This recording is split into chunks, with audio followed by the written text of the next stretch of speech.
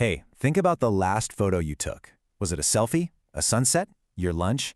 I mean, whatever it was, you were taking part in a story that's been unfolding for nearly 200 years. So today, we're going to trace that incredible journey from a complex science experiment to the universal language that, connects us all. Let's get into it.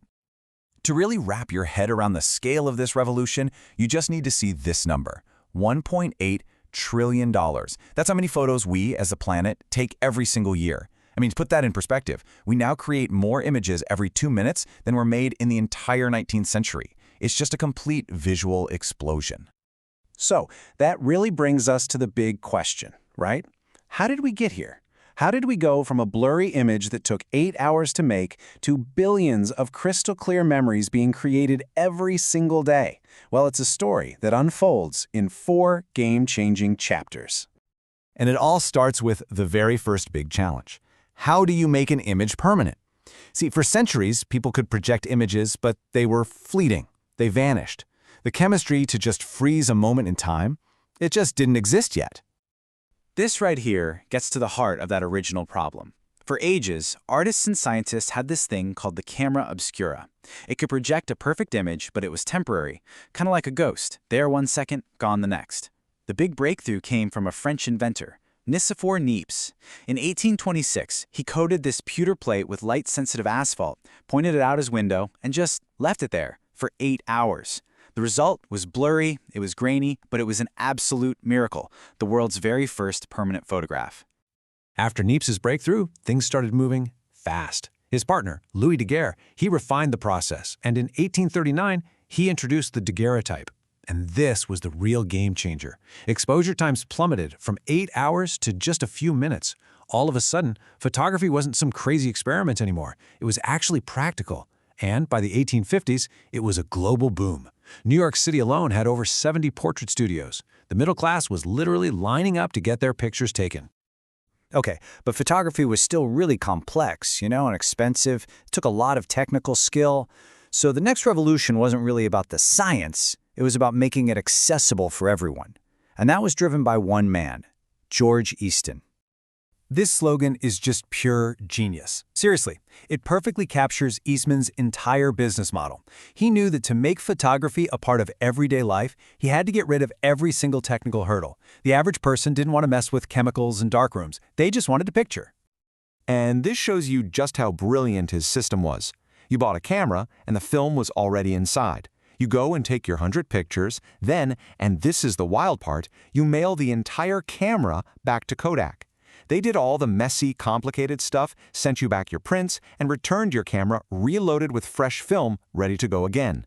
It was the whole package, and it changed everything. So if the original Kodak started the revolution, the Brownie camera, which came out in 1900, made it unstoppable. For just $1, that's about $35 today, anyone could own a camera. A kid could save up their allowance and buy one. Photography was officially democratized. It wasn't just a hobby for the rich anymore, it was for everybody. So with cameras in basically everyone's hands, the next big question was, what makes a photograph art? This is where a new generation of masters came in. They didn't just take pictures. They basically wrote the rule book for what makes an image powerful. They created a visual language that we all still understand today.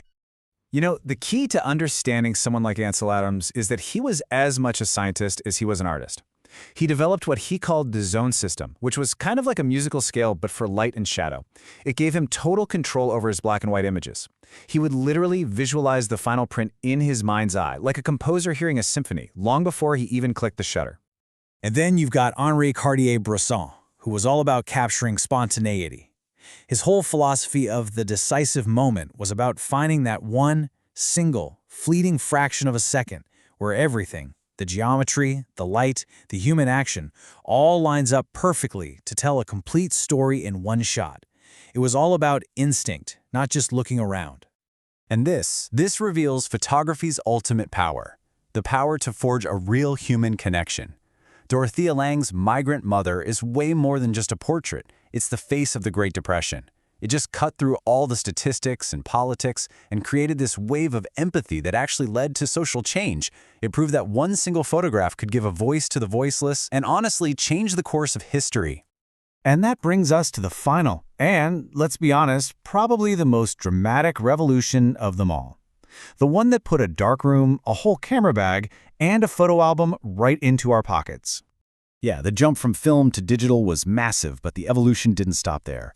For years, these big, bulky DSLR cameras were the standard for pros. But then came the mirrorless camera. And like the name says, it just got rid of the clunky mirror inside. This made cameras way smaller, lighter, and so much smarter. They can shoot totally silently and use this incredible AI-powered autofocus that can literally lock onto a person's eye and track it perfectly. But the piece of tech that truly put photography into overdrive wasn't a dedicated camera at all. It was the smartphone. I mean, look at this chart. It's just staggering. That tiny little bar on the left, that represents every single photo taken in the 19th century. The huge bar on the right, that's how many are taken every 2 minutes today. It's all thanks to the phone in your pocket. The scale is almost impossible to comprehend. So what does it even mean to have a supercomputer camera in your pocket? Well, it means we're all photographers now. We're all publishers sharing our lives instantly with billions of people on platforms like Instagram. And the tech behind it is basically magic. Computational photography and AI are working together, making thousands of decisions in the blink of an eye to give you that perfect shot. Photography isn't just for documenting the past anymore, it's how we talk to each other right now. And that brings us right up to today, and to our final, pretty provocative question. For 200 years, a photograph was a record of light captured from the real world. But now AI can generate photorealistic images from nothing more than a few words.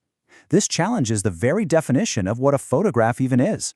And it asks us to decide what we value more, the reality it captures or the story it tells. And that is a question for the next chapter in this incredible evolution.